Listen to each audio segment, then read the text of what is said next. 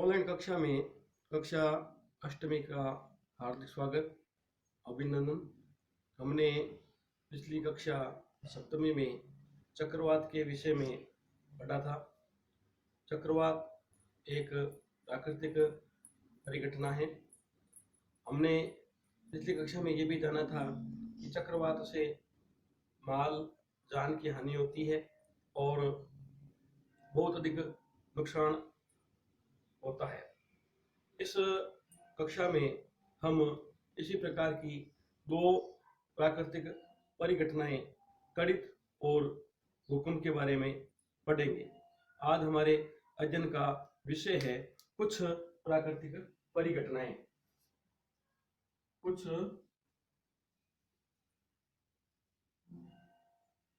प्राकृतिक परिघटनाएं।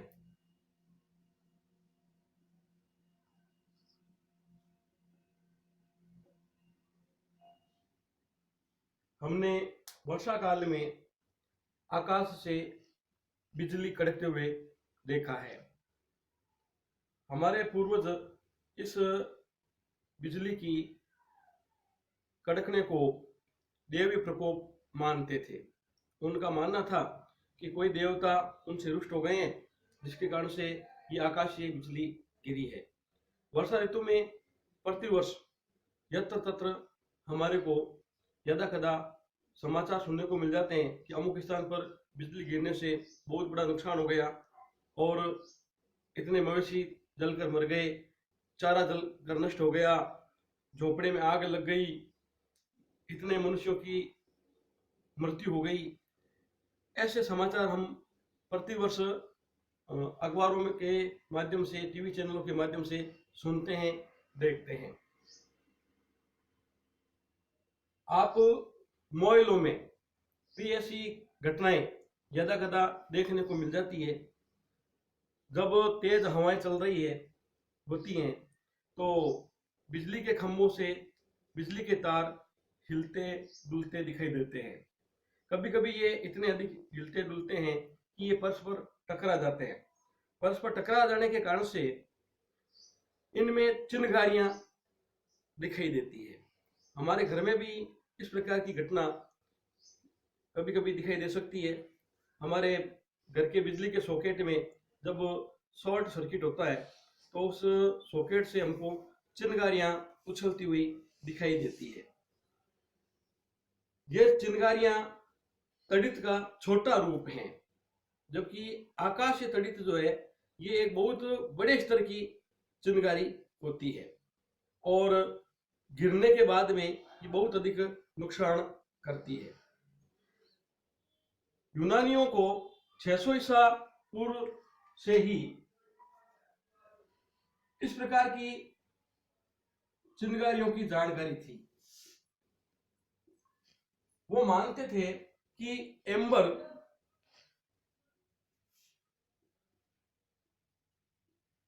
जो एक विशेष प्रकार की राल होती है,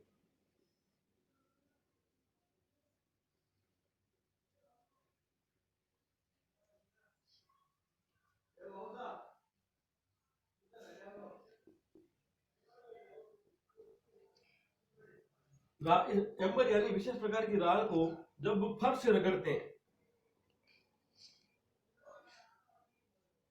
तो उस एम्बर में हमारे बालों के जितनी हल्की वस्तुओं को अपनी ओर आकर्षित करने की शक्ति आ जाती है।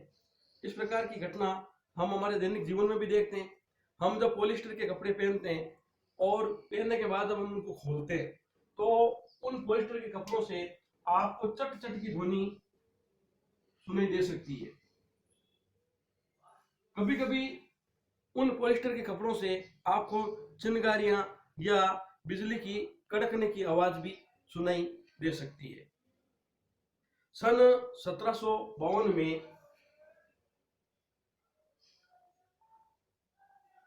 अमेरिकी वैज्ञानिक बेंजामिन फ्रैंकलिन ने इस विषय पर अपना शोध किया और उसने अपने प्रयोगों में यह सिद्ध करने का प्रयास किया कि यह जो पॉलिस्टर के कपड़ों या ऊनी कपड़ों से जो चट चट की ध्वनि सुनाई देती है और जो आकाश से ये जो बिजली गिरती है, ये दोनों एक ही प्रकार की परिघटनाएं हैं।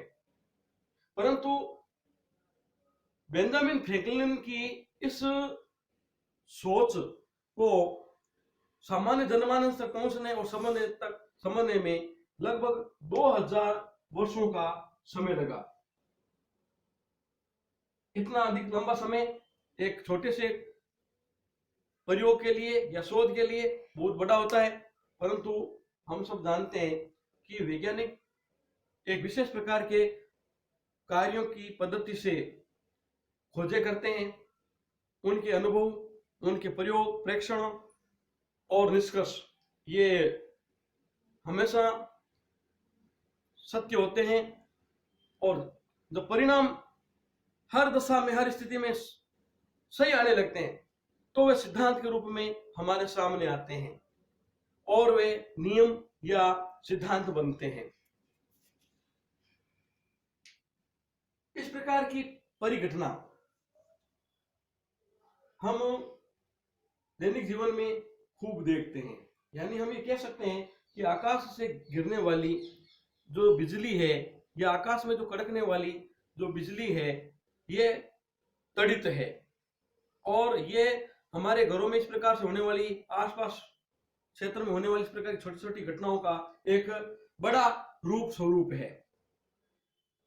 हम परस्पर दो वस्तुओं को रगड़ करके भी आवेश कर सकते हैं, उत्पन्न कर सकते हैं। किसी भी दो वस्तुओं को परस्पर रगड़ने से वे दोनों वस्तुएं परस्पर आवेशित हो जाती है, अर्थात उनमें विद्युत आवेश आ जाता है।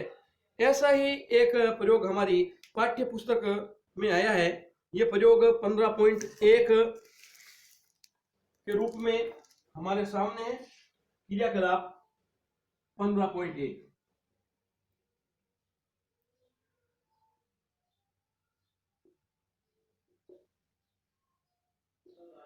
इस क्रियाकलाप में आपको एक पेन की खाली रिफिल लेनी है और एक पॉलिथीन की थैली आपको लेनी है।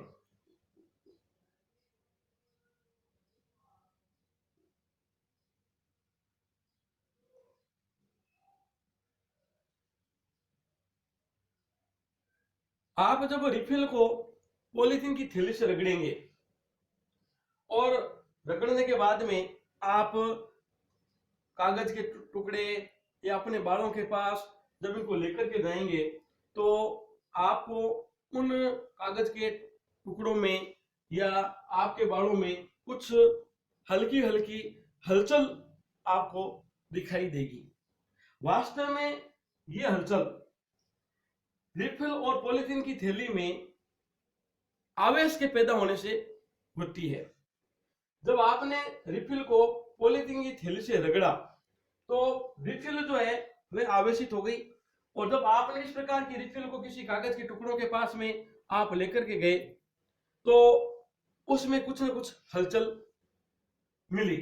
ऐसे ही अगर आप उस आवेशित रिफिल को उसी पॉलिथीन की थैली के पास लेकर के जाएंगे तो वह आपको दूर दूर हटती हुई दिखाई देगी। इस प्रकार की क्रिया को वस्तु का आवेशित होना कहते हैं। इस प्रकार की क्रिया आवेशित होने की प्रक्रिया कहलाती है, और वस्तुएं परस्पर रगड़ने से ये आवेशित हो जाती हैं, और ऐसी वस्तुओं को हम आवेशित वस्तुएं कहते हैं।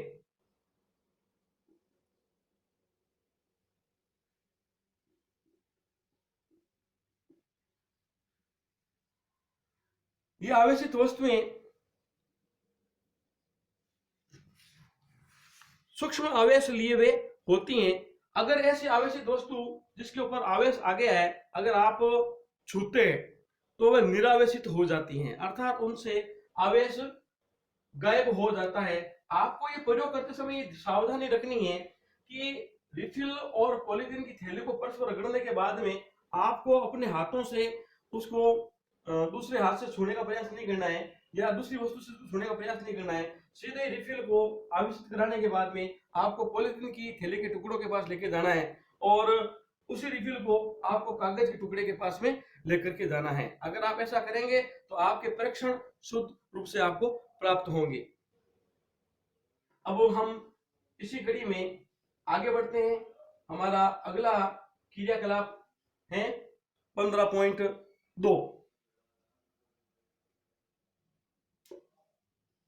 ये भी क्रियाकलाप ठीक उसी प्रकार का ही है जिस प्रकार का हमने 15.1 में किया था, बस अंतर इतना ही है हमने 15.1 में केवल रिफिल और पॉलिथीन की थैली को इस प्रयोग के रूप में हमने काम में लिया था। अब हमारे को हमारी आसपास मिलने वाली बहुत सहज सुलभ वस्तुएं जैसे रिफिल है, गुब्बारा है, रबड़ है, स्टील का चम्मच है, ऊनी वस्त्र है, इस प्रकार की वस्तुएं लेकर के हमें ये क्रियाकलाप 15.2 करना है। सबसे पहले आप पॉलीथीन की थैली को रिफिल से रगड़ेंगे। तो हमने ये काम 15.1 क्रियाकलाप में भी किया था। तो रगड़ने के बाद में आप जब किसी समान आवेशित वस्तु अर्थात उसी पॉलीथीन की थैली के पास लेकर के जाएंगे तो उसमें प्रतिकर्षण पैदा होगा, अर्थात वे दूर दूर हटेंगी। जब आप किसी गुब्बारे को भी पॉलीथीन से रगड़ेंगे तो आप उसमें भिन्न प्रतिक्रिया देखेंगे। आप गुब्बारे को गुब्बारे में देखेंगे तो आपको भिन्न प्रतिक्रिया देखने को मिलेगी।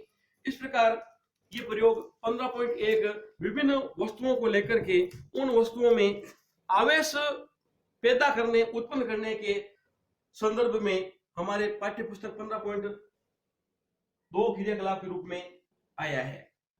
अब हम इसी कड़ी में आगे बढ़ते हैं।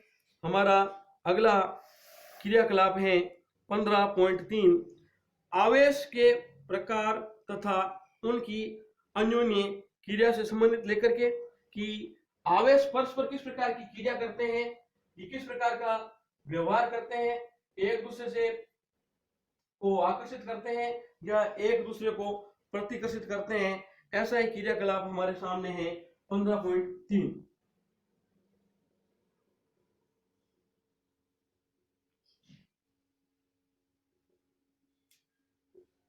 15.3 क्रियाकलाप के आपको 3 चरण हैं। पहले चरण में आपको 2 गुब्बारों के साथ में प्रयोग करना है। दूसरे चरण में आपको जो प्रयोग करना है वो है एक रिफिल, एक पॉलीथीन की थैली। और तीसरे चरण में आपको जो प्रयोग करना है वह है रिफिल और गुब्बारा। ये तीनों प्रयोग आपको क्रियाकलाप 15.3 में विभिन्न चरणों में करना है। सबसे पहले आपको 2 गुब्बारे लेने हैं। आप जब 2 गुब्बारों लेंगे इन गुब्बारों को परस्पर रगड़ लेना है। रगड़ करके जब आप छोड़ेंगे तो आप इन गुब्बारों में प्रतिकर्षण अनुभव करेंगे। आप देखेंगे कि ये गुब्बारे दूर दूर जा रहे हैं। जब आप यही प्रयोग आप बेकार हुई रिफिल के साथ दोहराएंगे तो